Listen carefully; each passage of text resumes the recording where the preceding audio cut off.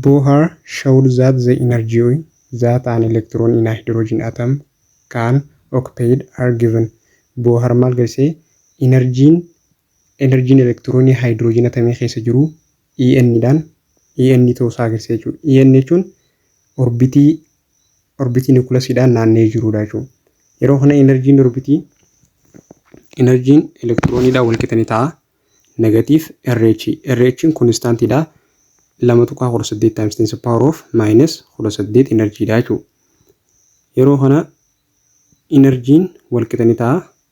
Negative 2.18 times 10 power of minus 18 joule over n square dha jechuudha. Negative sign in itself. The negative sign in the equation is arbitrary convention signifies that energy of electron is in the atom is lower than the energy of free electron. Kana jechuun energiin elektiroonidha nucleusidha. Kun akkamitti dhufee energiin nucleusitti dhiyaatu maal ta'a? Negatiiva guddaa ta'a jechuudha. Amma fakkeenyaaf inni kun maal jennee inni waan jennee kun inni tuudha jechuudha. Kun inni tuudha.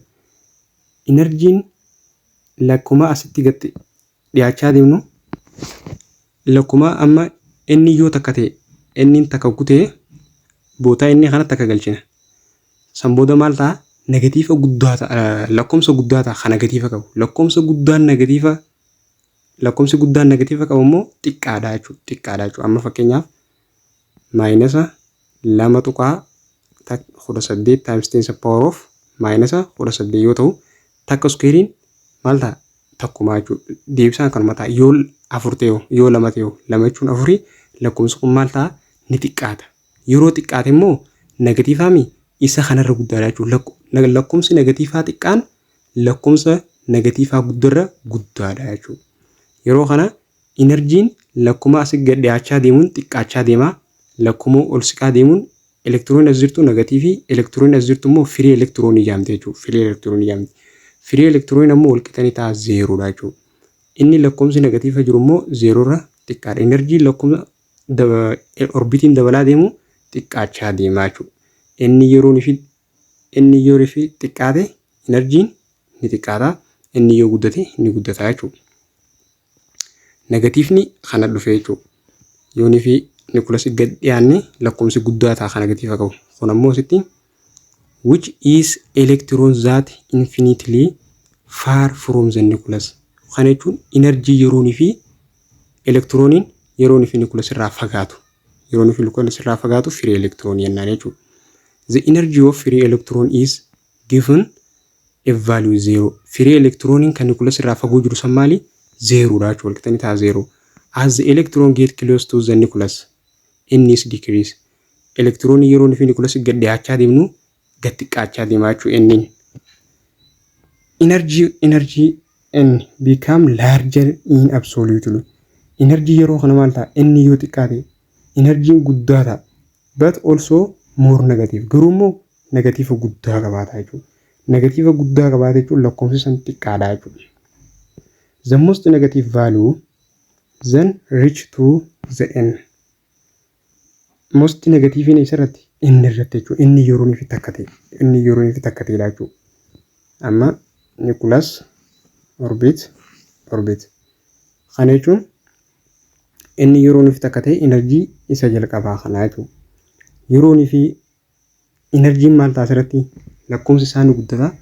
Ammoo negatiivii guddaa ta'a jechuudha. Inni yeroonii fi asitti gad dhiyaate amma inni dhaami. Inni kun gizeenii fi inni takkami orbitiin takkaffaan takka. Isa kana square yoo goone takkuma ta'a jechuudha. Kanaaf lakkoomsi isa kanarra negatiiva guddaa harkatu hin jiru jechuudha. Amma inni lammaffaa 4 ta'a. 2.18 ammoo yeroonii fi 4 firru maal ta'a? Xiqqaachaa deema. Orbitii yoo 3 ta'e akkasumatti 6 ta'a 9 ta'a xiqqaachaa deemaa jechuudha. Lakkoomsi immoo the most negative haa ta'u negative yeroonii fi 1 ta'e jechuudha orbitii takkafarratti. Which correspond to the most stable energy dha jechuudha. We call this ground state or ground level. Amma ground state kennuun inni 1 yeroo ta'u inni is equals to 1 yeroo ta'u jechuudha. Orbitii jalqabaa irratti ground state jennaan yookaan ground level which refer the lowest energy state of atom. Inni energy xiqqaa qaba jechuudha. Energy xiqqaa qaba. Inni ground state dha. The stability of the hydrogen electron diminish N's warri immoo inni takka irraa hafe inni 2 inni 3 inni 4 jedhamu hundi isaa maal jennaani excited state yookaan excited level jennaan jechuudha. Isaan kun immoo energy guddaa qaban eenyurra ground state irra energy guddaa qaban. Amma ground statein takka jechuun lakkoomsi isaa guddaa negatiifa wajjin yoo ta'u xiqqaata. Inni kun ammoo lakkoomsi gizeenii fi 2.18 times 10 the power of minus 18 kana yeroo fi lakkoomsa guddaa hirru lakkoomsa xiqqaa harkannaa jechuun negatiifa haa qabu. Inni san ammoo guddaadha. Isa kanarra guddaadha jechuun isaa inni waan ta'e inni waan jechuun gaa lakkoomsa kanaa mireegatiin isaa negatiifa qaban isaa lachuu. Yeroo kana excited statein warri inni 2 3 4 5 jedhamu kuni inni waan irra maali guddaadha. Ground state irra guddaadha jechuudha. Excited state in ground state irra high energy qaba jechuudha. Hydrogen electron for which N is greater than 1 said the excited state. Hydrogen electron inni isaanii takka irra guddaa yoo ta'e hundinuu maali ground state yookaan excited state yookaan excited level jennaan jechuudha. Sambuun Bohr equation fayyadamuudhaan maal godhuu dandeenya? Energy single electron ground state yookaan immoo excited state calculate godhuu dandeenya jechuudha. Energy En equals to minus RH over N square isa kanaan equation Bohr kanaan electronii single taate abbaa takka energy isaadha ground state is excited state illee calculate godhuu dandeenya. Energy change when electron move between two energy level. Kana jechuun nucleus orbit energy electron asirraa kaatee yoonii fi as dhuftu akkasumas asirraa kaatee yoonii fi as dhuftu energy isaan jidduu jiru maal ta'a ni jijjiiramaa jechuudha. Yoonii fi electroniin sochee energy maal ta'a ni jijjiirama. Okay, example 1.6 consider the N state is 5 of hydrogen atom. Hydrogen atomin state level shanafarra haa jiru electron isaadha. Using Bohr model calculate radius of electron orbit, the velocity and the energy of electron. Bohr model equation fayyadamuudhaan calculate goonaa jechuudha. Radius distance jidduu orbit shanaffaa fi nucleus jidduu jiru distance kana calculate godhu. Akkasumas velocity isiidha saffisinti deemtu energy electron idha calculate godhuu dandeenya jechuudha. Yeroo kana radiusin wal qixanii ta'a.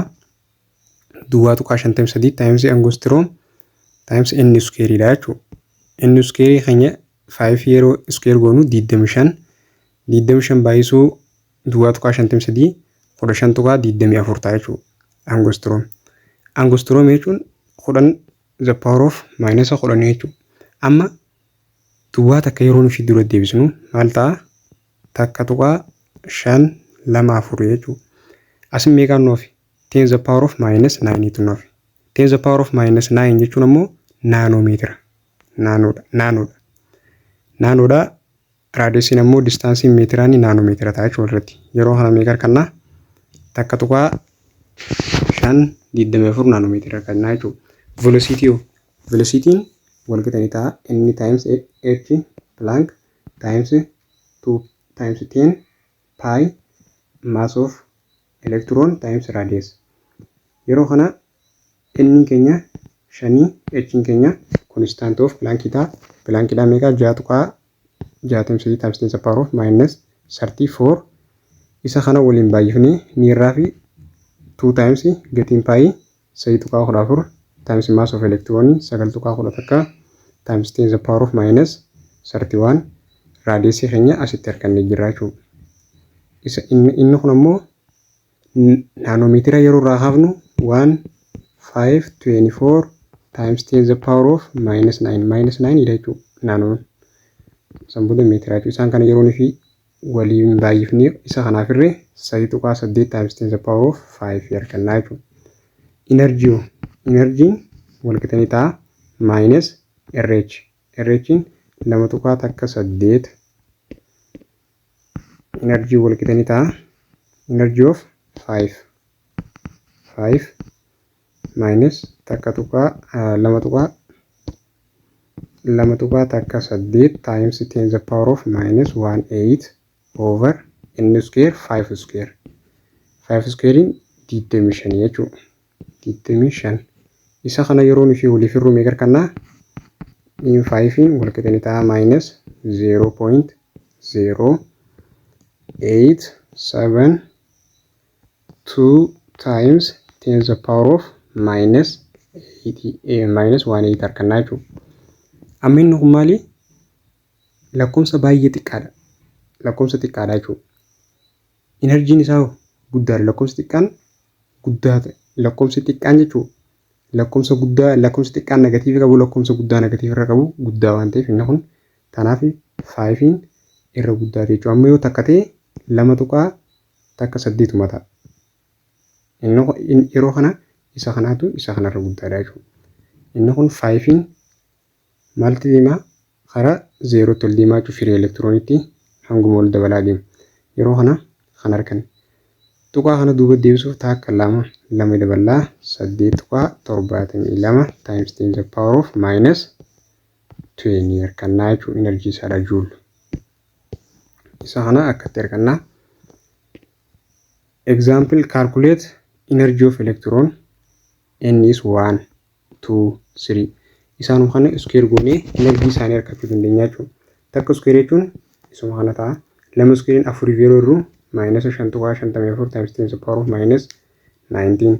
Yeroo nuyi 3 irru 9 ta'a. 3 square in 9 isa saniif yeroo irru. Amma inni kun lakkoomsi isaan hundarra guddaa negatiiva qaba. Yeroo kana xiqqaadha jechuudha. Energy orbitii takka farratti argama. Inni itti aanu immoo isa kanarra maali? Inni kun isa kanarra guddaadha. Jechuudha. Lakkoofsi dabalaa deemu energy maal ta'a? Dabalaa deemu lakkuma inni qannasaa deemu energy maal ta'a? Qannasaa deema jechuudha. Inni kun isaan kana hundarra maali energy isaa guddaadha jechuudha. Okay. Bohr model also quantitatively explains the line spectra of hydrogen atom. Bohr line spectra hydrogen atom ila maal godhe ibsee jira jechuudha. Lakkoomsaan jechuudha quantitatively. He proposed that absorption and the emission in line spectra correspond to the transfer of electron from one orbit to another. Inni akkasumas maal leese orbitiin yeroon fi electron orbitii tokkorraa orbitii biratti yeroon fi transfer taatu energy absorb fi emission akka godhu maal godhe jira nu ibsee jira jechuudha Bohr.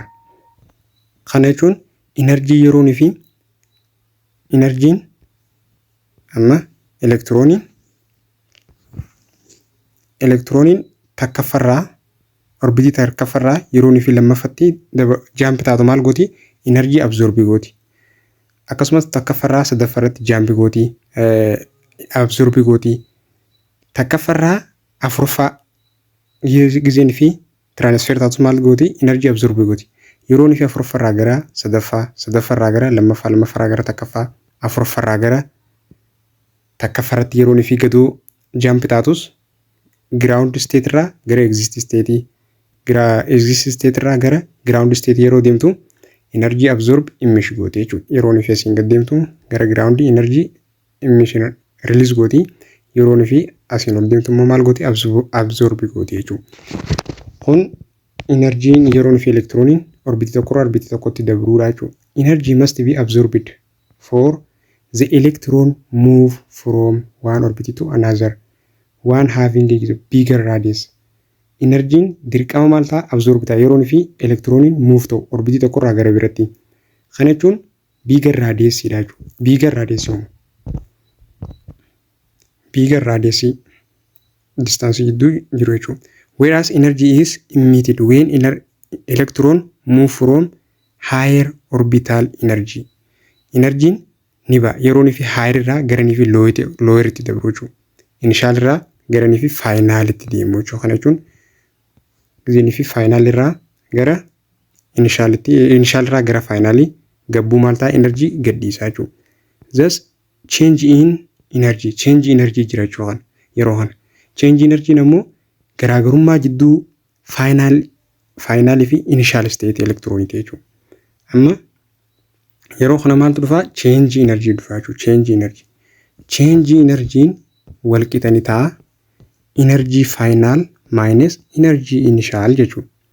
Energy final jechuun minus RH over N final square. Energy initial jechuun minus RH minus inni kunis minus qaba. Minus fi minus ni maal ta'a? Plus ta'a jechuudha. Plus goonaa jechuudha. Inni kun ni badaa plus goonaa. Kun akkatti plus ta'e R minus ida'uun. R minus RH dha. Akkasumas jidduu isaanii maaltu jira? Minus jira. RH illee maal qaba? Minus qaba jechuudha. Minus fi minus ni immoo maal wal godhaa? Plus wal godhaa jechuudha. Plus wal godha. Plus wal godha. Yeroo kana over N initial square jennaan. Change energy. Yeroo kana isaan kun bootaa lachuu jira RH.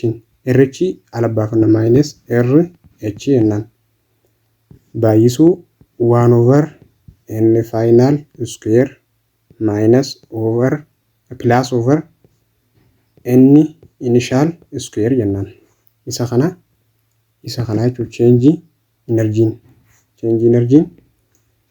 energy wal qixani ta'a. Isa kana akkas dhufee jechuudha. N initial and N final represent quantum number for initial final state respectively bakka bu'aa jechuudha. Change energy ammoo HV daachuu wal qixaa. Yeroon fi inni finaliin initial irra guddaa ta'e finaliin yeroon fi initial irra guddaa ta'e maal ta'uun sana positive ta'a. Kana jechuun energy absorb ta'aa jiraachuma yeroo kana. Kana jechuun yeroon fi ground irraa gara state ol deemtu. Xiqqarraa gara gubbatti gizeen fi ol deemtu absorb godhu energy. Initialiin gizeen fi final irra guddaa ta'e energy release godhama yeroo kana gubbarraa gabbu'a. State irraa gara grounditti gabbu'a jechuudha. Initialiin final irra guddate jechuun negative jechuudha. Inni kun yeroo kana energy maal godhaa? Release godhaa jechuudha. Energy baasu jira jechuudha. Gubbarraa state irraa exist state irraa gara fi ground state deemu jira jechuudha. Example 1.7 calculate energy emitted when energy electron move from N3 to N2 energy level. Amma energy calculate goonaa jechuudha. Yeroo fi sadiirraa gara lamatti maal ta'e gabbu'aa jechuudha yeroo kana. Exist irraa gara eessatti gara grounditti gabbuu jira jechuudha. Kana jechuun nucleus orbit takka orbitii takkaffaa lammaffaa sadaffaadha. Yeroon fi kana jechuun sadiirraa gara lamatti gabbu'aa jechuudha. Maal godhaa? Energy release godhu jira jechuudha maal tana. Energy isa kana calculate goona. Energy wal qixani ta'a minus RH times 1 over N final minus over square N initial square. Amma yeroon fi finaliin irra guddaa ta'e wanni kun maal ta'a? Positive ta'a inni jechuudha. Positive ta'a. N finaliin keenya meeqa? 3. N finaliin keenya 2. N finaliin 2. N initialiin 3 jechuudha. Kana jechuun exist state irraa gara fi ground state deemu jira jechuudha electroniin kun. Kana fi jambitoo jiru. Amma minus R 2.18 times 10 to the power of minus 18 times 1 over final squaring 1 over 2 square minus 1 over initialing 3 square. Amma negatiifa isa kana kophaatti dalagannaa jechuudha. Kophaatti dalagnee harkachuu dandeenya. Negatiif kamtu negatiifa ta'a kamtu positiifa ta'a akka nu rakkifneef maal godhuu dandeenya? Isa kana kophaatti dalaguu dandeenya. Isa kanarraa illee maal goonaa yeroo kana negatiifa dhaamsinee okay haa dileenyuumi.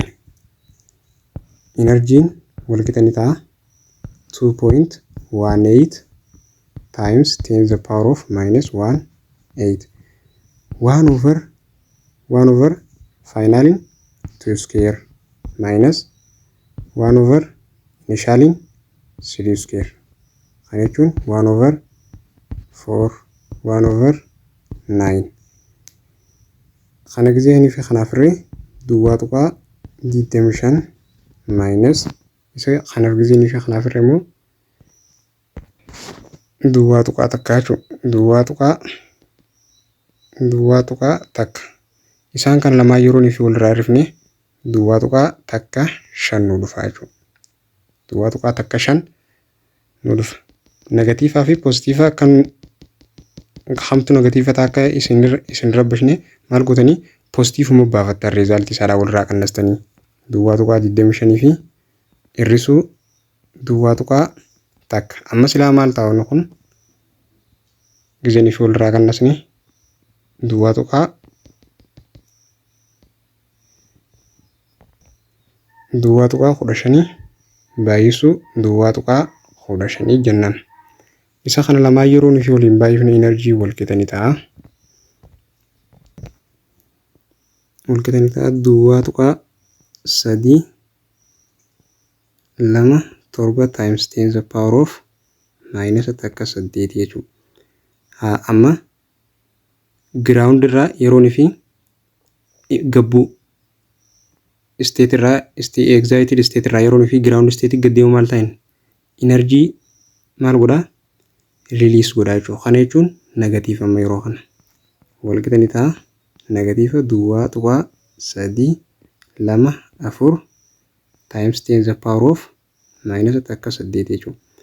Amma kana duuba deebisuuf enerjiin walqixa ni ta'a 3 tuqaa 2 7 times 10 the power of minus takka 9 juulii ta'a jechuudha. Enerjii akkatti argannaa jechuudha negatiiva ta'a inni kun maaliif amma excited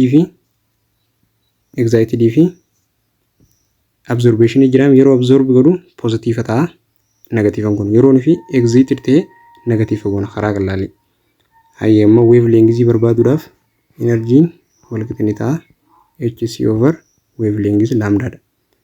Determine wavelength of emitted yeroo fi jaampitoosan enerjii inni baasisan wavelength isaa calculate goonaa jechuudha. Criss cross yeroo goonu jalaan takkenne wavelength equals to hc over energy ta'a jechuudha. Energy ta'a change energy. Okay, wavelength walqixa ni ta'a h keenya 6.63 times 10 the power of minus 34 times c ammoo 3 times 10 the power of 8 over mega minus 3.0 3 times 10 the power of minus 19. Amma isaan kana kophaatti isa kana kanaan baay'ifne isa kanaaf ayirru negatiiv kun jiru isa kana kanaan baay'isee yeroo isa kanaaf irru 6 tuqaa 56 ta'a. San booda isa kana ol baafna pilaas 19 goone pilaas 19 meeqa ta'a 27 ta'a jechuudha. 10 the power of pilaas 27 ta'a. Isa kana hojii yeroo irra deebisne minus 7 ta'a jechuudha. Times 10 the power of minus 7. Amma takka 2 yeroo fi right deemne minus 2 goona 6 5 6 times 10 the power of minus 9 ta'a jechuudha. Minus 9 jechuun naanoodha. Wavelength meetiraani meeqa ta'a gugga kana wavelength equals to 6 5 6 m ta'a jechuudha. Wavelength keenya arganne jechuudha.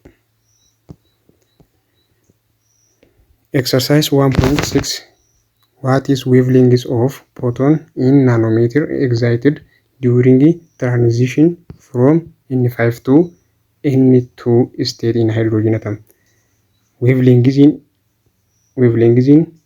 hydrogen electron atomii kanaadha meeqa ta'a jechuudha. Yeroo fi 5 irraa gara tuutti gabbu jechuudha. Immiitir ta'e.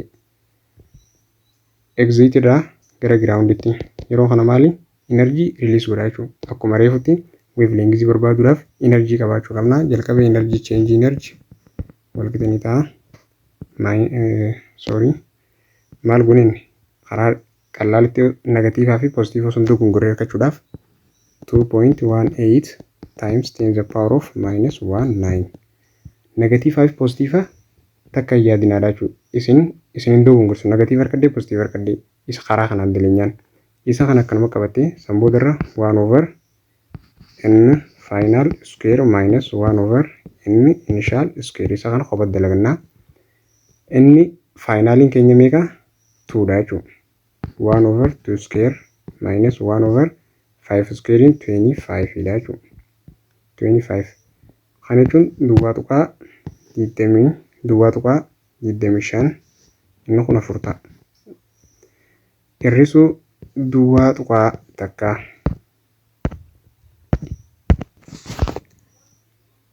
meeqa ta'a? Duwwaa tuqaa duwwaa 4 ta'a jechuudha. Duwwaa tuqaa duwwaa 4 ta'a jechuudha. Isa kana yeroo fi walirraa hir'ifnu meeqa argannaa? Duwwaa tuqaa 20 takka. Duwwaa tuqaa 20 takka. Isa kana arganna. Negatiivaa fi pozitiiva booda itti deebina waan ta'eef rakkoon qabu isuma kana fudhannaa jechuudha. Duwwaa tuqaa 20 takka inneeni sanbooda isa kana duwwaa tuqaa 20 takka isaan baay'ifna jechuudha. Eenyuun RH 2 tuqaa 18 kanaan baay'isuu duwwaa tuqaa 20 takka. Isaan lamaan kana yeroo waliin baay'ifne duwwaa tuqaa 457 ta'a jechuudha. Change energiin walqixanii ta'a. Duwwaa tuqaa 457 times 10 the power of minus 18 kan argannaa jechuudha. Amma energiin kun excited taati. 5 irraa gara 2 gabbu'e. Kana jechuun maali? Minus jechuudha. Enerjii release godhe. Minus goonaa. Change energiin walqixanii ta'a. Amma yeroo kana dura deebisnaa minus 4.57 times 10 the power of minus 19 ta'a jechuudha juulii. Energiin keenya kana jechuudha. Enerjii harkannee wavelength harkachuuf change energiin walqixanii ta'a. HC over wavelength dha. Cross yeroo baay'ifnu wavelength walqixanii ta'a. HC over change energy dha jechuudha. Okay. Wavelength nama walqixanii ta'a. H 6.63 times 10 the power of minus 34 times 3 times 10 the power of 8 over change energy namu 4 tuqaa 5 7 times 10 the power of minus 19. Isaan gubbarra jiru kana waliin baay'ifnee qofattee jechuudha. Normaal nambarii waliin baay'ifnee yeroo fi isa kana jiru. 19 tuqaa 82 over 4 tuqaa 57 baay'isuu isaan kana gubbatti dabarsinaa 27 ta'a gubbatti yeroo fi isa kana gubbatti dabarsinu pilaas goonee 19 hunduwaa ta'a isa kana pilaas 19 pilaas 27 meeqa ta'a minus 7 10 the power of minus 7 giseen fi isa kana irraa kannasu. Isa kan lamaa yeroo fi waliif hir'umoo meeqa argannaa? 4 tuqaa 3 4 times 10 the power of minus 7 takka 2 yeroo kana maal ta'a? 4 3 4 times 10 the power of minus 9 takka. Minus 9 jechuun naanoodha jechuudha. Naanoodhaan yeroo kana 4 3 4 naanoo meetira ta'a jechuudha. Wavelength equals to 4 nanometer. Question number 1 is answer is this. Calculate the frequency of green line arise from the electron moving from N4 to N20 in visible spectrum of hydrogen atom using Bohr theory. Bohr theory fayyadamuudhaan isa kana calculate goonaa jechuudha. Frequency isaa barbaanna. Frequency elektirooniin kun itti maal ta'e ittiin 4 irraa gara 20tti isa kanallee frequency harkachuudhaaf jalqaba energy harkachuu qabna. Maaliif change energiin wal qixa ni ta'a HV dha wajjin wal qixa jennee turre. Kanaaf energy harkachuudhaaf akkumaan dura isiniin jee negatiivaa fi positiivni waan isin shawwaduuf karaa kana fayyadamuu qabdan jechuudha. H'n keenya 2.18 times 10 to the power of minus 19 times 198 jechuudha. 18 amma baay'isuu 1 over n final square minus over n initial square jira. Isa kana isa fidannee daleenya qobotti asitti haa daleenyu 1 over jennaan finaliin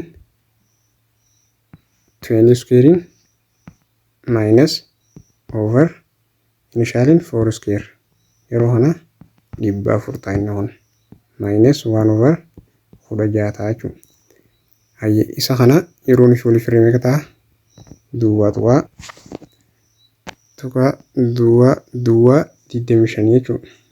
Duwwaa 25 hir'isuu duwwaa 6 25 jechuudha. 25 isaan kan lamaan yeroo ni fi walirraa qannasnu meeqa argannaa? Duwwaa 6 argannaa jechuudha. Isa kana argannaa. Isa kana isaan baay'ifnaa jechuudha. Duwwaa 6 kana.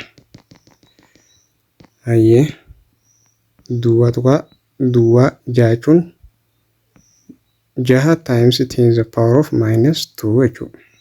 Minus 2 jechuudha. Isa kana jijjiirannaa baay'isuu 6 times 10 to the power of minus 2. Amma isaan kana lamaan maal goona waliin baay'ifnaa.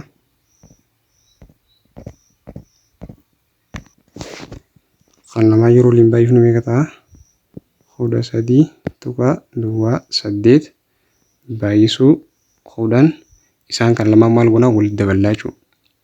10 to the power of minus 2 10 to the power of minus 8 yeroo kana 10 to the power of 20 ta'a jechuudha. Joule kan argan nama change energy keenya. Change energy 13.8 times 10 to the power of 20 ta'a jechuudha. Haya frequency harkachuudhaaf change energy equals to HV over H V equals to change energy over H jechuudha. Isa kanaan argan. Frequency equals to yeroo kana change energy keenya meeqannee jira? 13.8 times 10 to the power of minus 20 over H keenya immoo 6.63 times 10 to the power of minus 34 plus 34 inni wal'aamsaa isaan kana lamaaf waliif irraa kana lamaan yeroo ni fi waliif irree takka tuqaa 97 times isaan kun waliin badee jira. Inni kun ammoo meeqa ta'ee jira? Minus 34 fi minus 34 waliin badee jira. Asitti 34 plus qabna. Isa kana irratti yeroo ni daballu plus 17 ta'a. Plus 14. 10 to the power of 14 jechuudha. Hertz. Frequency hertziin ta'a isa kana argannaa jechuudha.